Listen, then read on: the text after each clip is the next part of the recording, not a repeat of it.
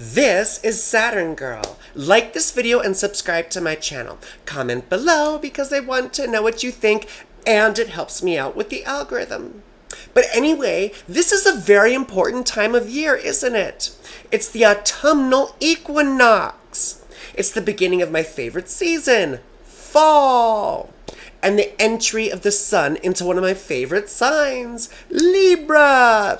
In fact, it's really interesting to note that the sun is exalted in Aries, which means it falls in Libra during the fall. Well, anyway, let's talk a little bit about the equinox and what it means astronomically and symbolically. So, you see, this is the time of year when the sun descends to its midway point during its arc. It's the place of equal night and equal day, where neither light nor dark dominate. In fact, the word equinox comes from Latin, equa nox, equal night, right?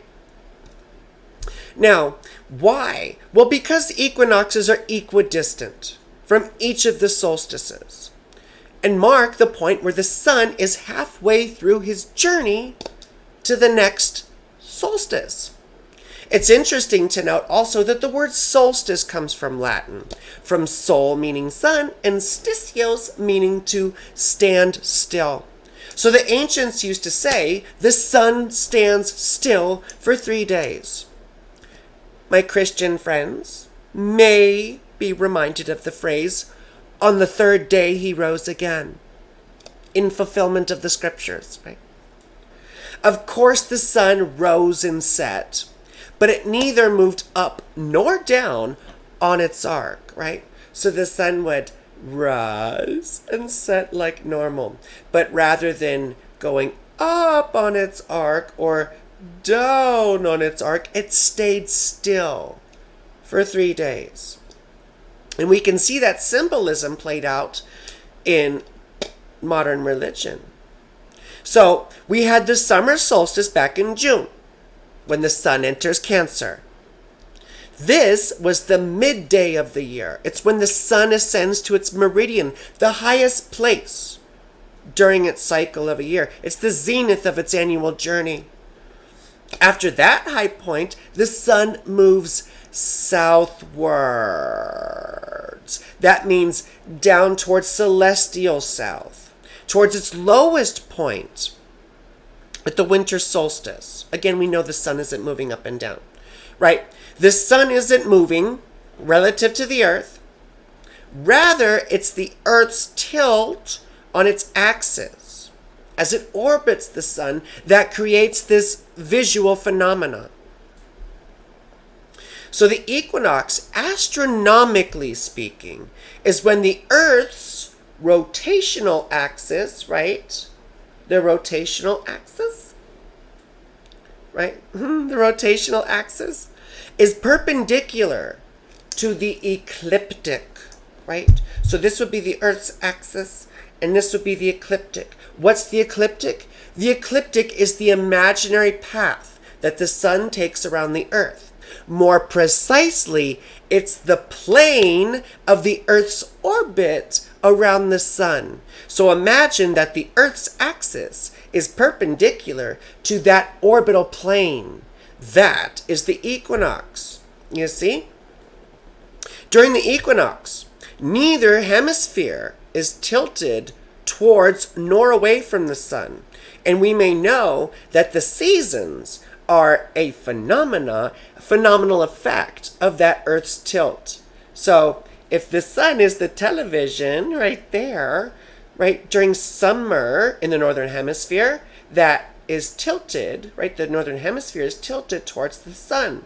Whereas during winter in the northern hemisphere and summer in the southern hemisphere, right, the southern hemisphere would be tilted towards the sun.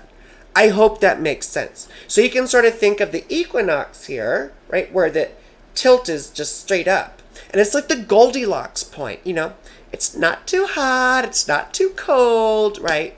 So anyway. Well, so what does this mean? Well, tropical astrology For those of you who are familiar, we primarily do tropical astrology in Western astrology, as opposed to sidereal. We're not going to talk about the differences. We're going to talk about what tropical astrology means. The defining characteristic of tropical astrology, which we mostly do, is that we fix the cardinal signs at the cardinal points. That is, the solstices and equinoxes. That means we fix Aries at the spring or vernal equinox. We fix Cancer at the summer solstice. We fix Libra at the fall or autumnal equinox, where we are now. And we fix Capricorn at the winter solstice. And again, these are relative to the northern hemisphere. Okay? We don't flip the zodiac for our friends in Australia or the southern hemisphere in general, right? Because the zodiac applies to the entire earth, not particular hemispheres. So it's just that the seasons themselves are qualitatively reversed, right? Anyway. So therefore, the solstices and equinoxes are marked by the sun's entry into one of these cardinal signs. In fact, it's the sun who defines the zodiac in Western astrology. It's not the constellations. If you follow me, you probably know that. And I need to give credit to one of my teachers, Adam Ellenboss, who has a fantastic channel, Nightlight Astrology. Anyway, Adam Ellenboss said it best. It's the unchanging rhythm of the solstices and equinoxes that defines the zodiac. So the signs even get their rulerships from their relationship to the sun and the earth, which is depicted for us in what's called the Thema Mundi. It's the hypothetical birth chart for the birth of the cosmos, of the universe. So the sun and moon were designated, the luminaries, the lights, and they were assigned rulership over the two hottest and brightest months of the year, Leo and Cancer, right? So the sun came to rule Leo and the moon came to rule Cancer. And then they assigned Saturn opposite as ruling the two coldest and darkest months of the year, right? Capricorn and Aquarius. So Saturn became that oppositional enemy to the luminaries, the sun and the moon. And therefore Saturn came to represent the opposition and also became the most malefic planet. The other planets were assigned as rulers in order of their speed, right? And I believe it was the Chaldean order of planets. So that means the signs, as I say, get their meanings from two primary places. Number one, the planets that rule them. Number two, their place in the solar cycle. That is, the cycle of the alternation between light and dark over the course of a solar year. Or a zodiacal year, we could say. In fact, it's this increase and decrease of light that imbues the zodiac with its symbolic significance, which has to do with what? With initiation. What, pray tell, is initiation? Excuse me. Initiation. Well, for our purposes here, we'll just describe it as the maturation of consciousness and sort of leave it at that. It's not adding anything to you. But by stripping more and more, stripping away more and more of what you're not, the layers of identification, of conditioning, of pretense are ripped away from us. It's the process by which we discern the source from whence we came and progressively re-identify with it.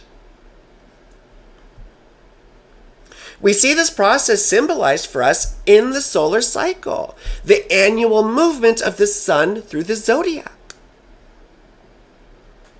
It's It's symbolic of the life cycle of the sun god. It's symbolized for us in the Christ myth, or the Christ story. And light here is emblematic of spirit and soul, while dark is emblematic of matter and form. So therefore, let's take a look at what these mean. These cardinal points, these solstices and equinoxes. Where do we start? We start the zodiac with the vernal equinox, with Aries. Yes? This is essentially where day and night are equal. But in this case, the light is increasing and overcoming the dark prison of matter. So this sort of represents the birth of the sun god, or the birth in Bethlehem of the Christ. It's the light bursting forth. It's also the exaltation of the sun, as we spoke about earlier. Probably because this is the point when the light begins to wax. Light, again, being emblematic of the soul. Now, the sun reaches its zenith in Cancer, the summer solstice, right? This is the midday of the year. This was the maturity and the service of the sun god. Cancer was placed as the rising sign of the Thema Mundi, right? The birth chart of the cosmos. Therefore, souls were said to incarnate in Cancer. I sort of grew up in esoteric astrology with theosophy and the work of Alice Bailey. And they even picked this up, saying that souls incarnated in Cancer under the law of sacrifice and service. And we see the symbolism of Cancer embodied for us in Christ's maturity through his ministry of sacrifice and service as an expression of what? The love of God. Before the Christian symbolism, love wasn't all that prevalent in religion. So, the light is brightest and most apparent, right?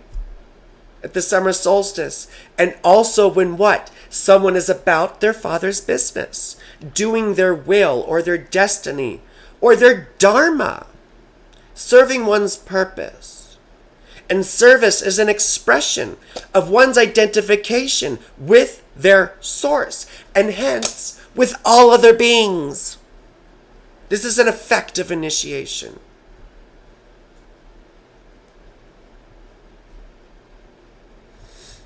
So anyway, what happens next? We arrive to the point we're at now. We have again descended to Libra, the autumnal equinox, again, a place of equal night and equal day, where neither soul nor form dominate. We see the symbolism of fairness and judgment and decision. Why? Because this represents the middle way.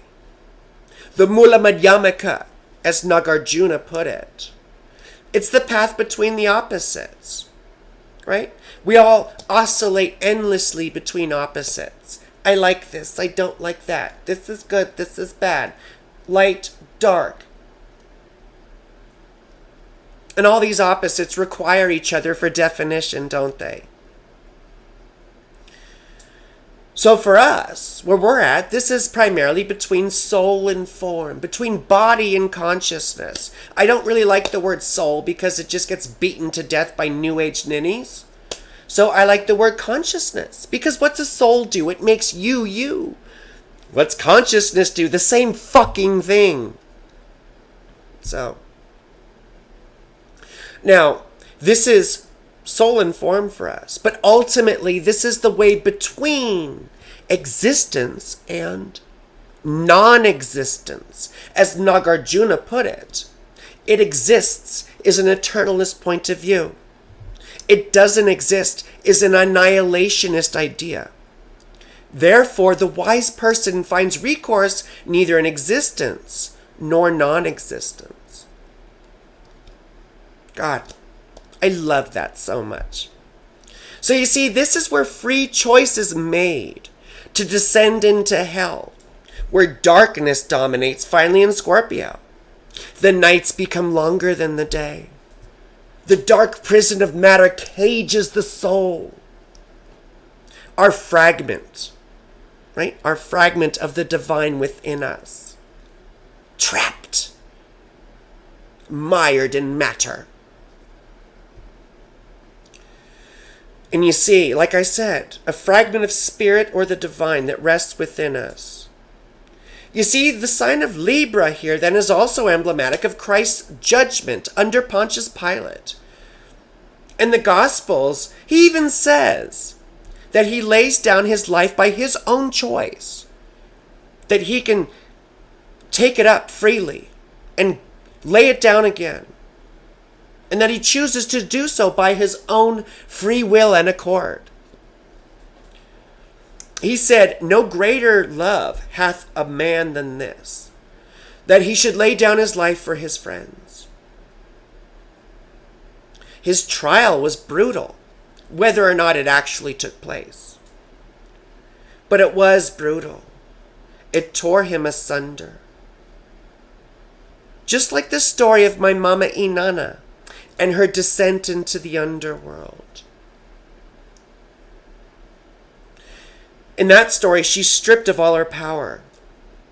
In the Christ myth, he was stripped literally and figuratively, even of his faith. For on the cross, he was said to have exclaimed, "Father, why hast thou forsaken me?" Even his faith was tested. He temporarily lost God. He was utterly alone and bereft. St. Peter, his rock, even denied him, as Christ foretold. He pretended not to know him. Do you see the symbolism here of Libra and judgment? It's no mistake that Saturn, the Lord of Karma, is exalted in Libra, is it? The place of judgment. He is the most malefic planet, isn't he? As we saw with the Thema Mundi. He threshes us. He trains us through protracted pain and suffering. He breaks us, takes us apart, shows us all the directions available to us, and gives us a free choice to die to what we thought we were. Well, then what happens? Then we fall to the deepest, darkest, coldest place of the solar cycle, which is what? The winter solstice in Capricorn. This is the death, and hence represents the apparent death of the sun god. The crucifixion. Right? Remember that this is an allegory for initiation. It's not about a physical death. St. Paul said, "I die daily." He didn't mean he physically died. He mean he was dying to what he thought he was the day before. The previous identifications. It's emblematic here of the crucifixion, as we said.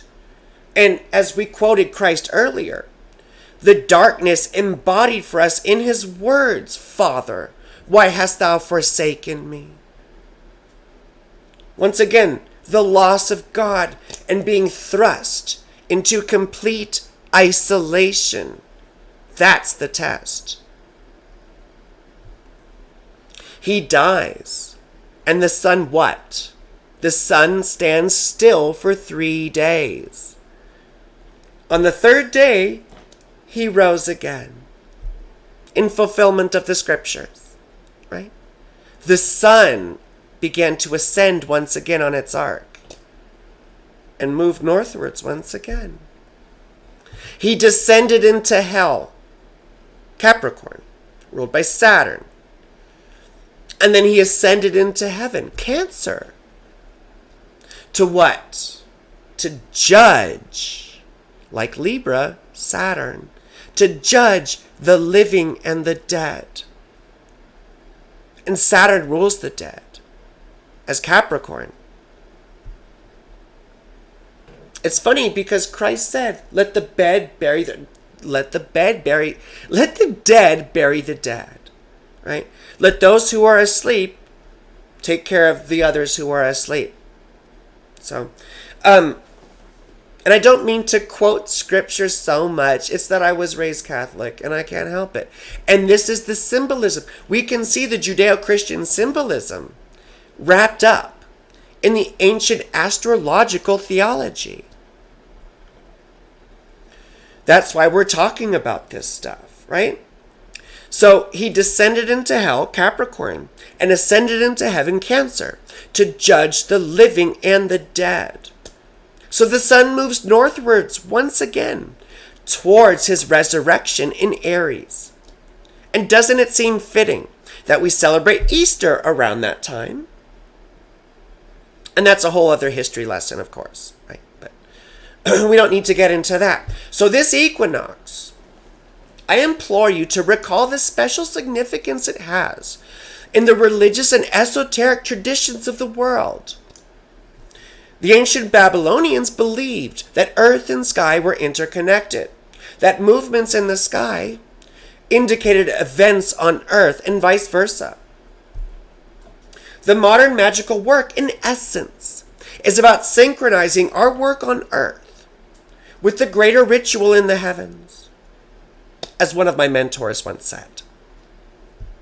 Just like the houses in astrology are said to anchor the energies of the heavenly zodiac on earth and in our terrestrial lives, so too are we an anchor for God, or the divine, or the universe, or spaghetti monster, or whatever fucking name you want to use, on this planet, on the physical plane. I don't necessarily believe in things. I'd rather take an adventure to find out what is. But the one thing I do believe in is that it is our duty. It's our duty to shape the world in the image of love and compassion, according to the plan, as we best understand it. For as Christ said, the works that I do, you shall also do, and greater works than these shall you do, because I go to the Father. The Father is spirit. The Son is soul, or sun.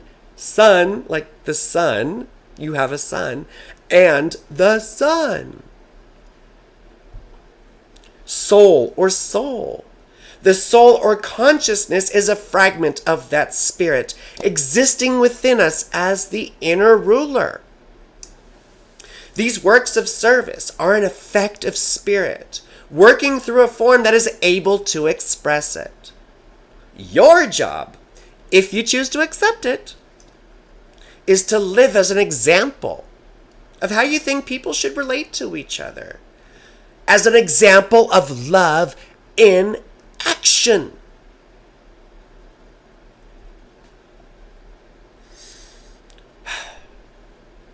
Thank you for watching till the end. Like, subscribe, and share. Check out my other videos because they're fantastic, about astrology, world events, and the occult. I do the best readings in the world too. All my contact information is below, so hit me up. It's scientifically proven. They've done studies. Anyway, I love you. You're beautiful. And have a wonderful, whatever it is that you're having.